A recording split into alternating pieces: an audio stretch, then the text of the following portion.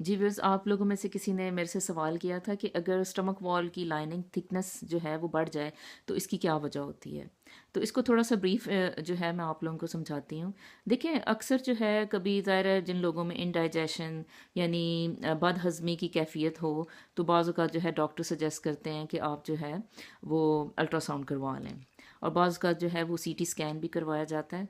तो इसमें ये होता है कि बाज़ औक़ात जो है इन दोनों टेस्ट जब वो करवाए जाते हैं तो उसमें ये होता है कि स्टमक वॉल की जो लाइनिंग है या जो स्टमक वॉल की जो थिकनेस है वो ज़्यादा आती है।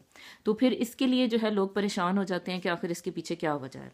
अच्छा देखिए नॉर्मल जो थिकनेस होती है स्टमक वॉल लाइनिंग की वो होनी चाहिए तकरीबन 10 मिलीमीटर से कम।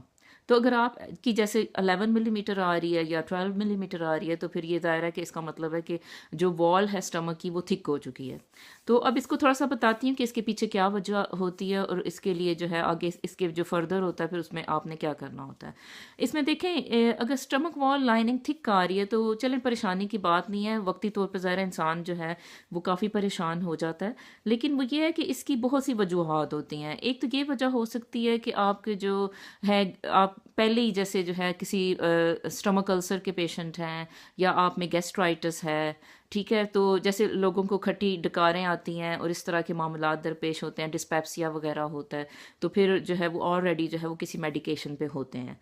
तो उसकी वजह से जो है आप सोचें कि स्टमक की जो वॉल है, जैसे अब अगर जो स्टमक की वॉल है बहुत ज़्यादा जैसे एसिड से वो एक्सपोज होती है बार बार, या जो है एक बैक्टीरियल इन्फेक्शन बाजू का स्टमक वॉल लाइनिंग में होता है जो बाद में जो है वो अल्सर भी बना देता है। तो जैसे इस बैक्टीरिया को आप कहते हैं एच पाइलोरी। तो बाज़ अवत इसकी मौजूदगी भी जो है वो स्टमक वॉल की लाइनिंग को इन्फ्लेम्ड कर देती है। और ये इन्फ्लेमेशन जो जब बहुत ज़्यादा रहती है या सोजिश बहुत ज़्यादा रहती है तो फिर जो है वो वॉल जो है वो थिक हो जाती है। अच्छा एक तो ये वजह हो सकती है कि अल्सर है या गैस्ट्राइटिस है, ये हो सकता है। अच्छा फिर इसके अलावा कुछ जो है वो अब मतलब थोड़ा सा अब डेंजरस साइड पे जाएं तो बाज़ औक़ात जो है ये स्टमक वॉल लाइनिंग की थिकनेस जो है वो कभी किसी लिम्फो प्रोलिफरेटिव डिजीज़ जिसे आप कहते हो, मतलब उसकी भी वजह से हो सकती है, लिम्फोमास जो होते हैं। और बाज़ औक़ात जो है कैंसर्स की वजह से भी जो है स्टमक वॉल लाइनिंग की थिकनेस जो है वो आ सकती है। ठीक है। बहरहाल इसमें घबराने की ज़रूरत नहीं होती, आपने हर चीज़ को जो है वो मद्देनज़र रखना होता है। अच्छा बाज़ वक़्त कुछ डिजीज़ेज़ जो हैं ऑटो इम्यून होती हैं, यानी कि जिसमें आपकी अपनी इम्यूनिटी जो है या आपके अपने जो मतलब जो सेल हैं जो आपकी बॉडी को सेफ्टी के लिए अल्लाह ने बनाए हैं वही आपके अगेंस्ट जाना शुरू हो जाते हैं। तो इसमें भी जो है बाज़ वक़्त ऑटो इम्यून डिजीज़ेज़ में भी जो है वो स्टमक लाइनिंग पे जो है आपके अपने सेल्स अटैक कर देते हैं और उसकी वजह से भी जो है वो आपकी स्टमक वॉल थिकनेस जो है वो बढ़ जाती है। अच्छा तो अब इसमें बाज़ औक़ात फिर एक और भी एक मुझे वजह जो है ज़हन में आई जो मैं ज़रूर बताऊंगी आपको। अच्छा कुछ लोगों में जैसे कॉन्स्टिपेशन रहती है प्रोलॉन्ग और फिर उसके बाद डायरिया हो जाता है। अच्छा डायरिया कॉन्स्टिपेशन ये ऑल्टर करता रहता है आपस में, तो ऐसे लोग जो होते हैं वो इरिटेबल बाउल सिंड्रोम का शिकार होते हैं। तो ऐसे भी लोग ज़ाहिर है कि देखें ना, अगर वो स्टमक जो है वो सही तरह से अगर वो अपना आप जो है वो ओपन नहीं कर पाता, देखें ना स्टमक के बाद जो है आपकी जो है गट आ जाती है, ठीक है, या जैसे आंतें होती हैं उधर।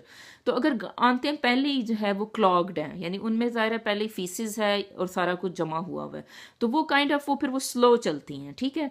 तो फिर इस स्लो मतलब स्टमक जो मतलब हो रही है एम्पटिंग, उसकी वजह से जो है वो स्टमक को फिर ज़्यादा काम करना पड़ता है, ठीक है। अब मैं आपको ज़्यादा मतलब सिंपल अल्फाज में इस तरह बताऊं कि देखें ना, एक स्टमक ने अपने आप को खाली करना है, उसने जो है जो उसके अंदर फूड होता है वो आगे भेजना है, ठीक है। लेकिन आगे जो जगह जहाँ पे उसने भेजना है अगर वो पहले ही मतलब वो स्लो मूव कर रही है या उधर पहले ही माल मौजूद है तो फिर ज़ाहिर स्टमक को और ज़्यादा जो है प्रेस करके तो वो फूड को आगे ठोंसना पड़ेगा, ठीक है। तो इस जब वो स्टमक को ज़्यादा काम करना पड़ेगा तो फिर उसकी वॉल जो है वो थिक हो जाएगी। तो ये इस तरह से इसको ना समझ लें कि ये भी बाज़ औक़ात जो होती है ना स्टमक वॉल की थिकनेस की एक वजह कि उसको जो है स्टमक को ज़्यादा काम करना पड़ रहा है और उसकी वजह से जो है वो उसकी वॉल जो है उसके मसल्स जो हैं वो थिक हो रहे हैं, ठीक है। अच्छा अब इसकी नेक्स्ट स्टेज क्या होती है, अगर आप स्टमक वॉल थिकनेस किसी की आ गई है तो फिर उसमें नेक्स्ट स्टेज होती है कि बायोप्सी करवाएं आप स्टमक की। अब स्टमक की आप बायोप्सी करवाते हैं, उसमें ये होता है कि आपका जो है स्टमक का एक टिश्यू जो है मतलब तो वो एंडोस्कोपी के ज़रिए जो है वो ले लिया जाता है और वो एंडोस्कोपी जो है फिर वो मतलब जो उसके बाद जो है वो उस टिश्यू जो लिया गया है स्टमक का उसको ऑब्जर्व किया जाता है और उसके बाद जो है उसको ऑब्जर्व करते हैं और फिर उसको अंडर द माइक्रोस्कोप देखते हैं कि इसमें कोई कैंसर सेल्स तो नहीं मौजूद। तो फिर जो है ये मतलब फिर अगला बता दिया जाता है कि अच्छा भी कैंसर है या नहीं है या क्या सिलसिला है, तो फिर वो आपको समझा दिया जाता है। तो व्यर्स ये छोटी सी वीडियो थी आप लोगों के लिए आज। तो आई होप कि आप लोगों ने थोड़ा सा इसमें कुछ डिफरेंट लर्न किया।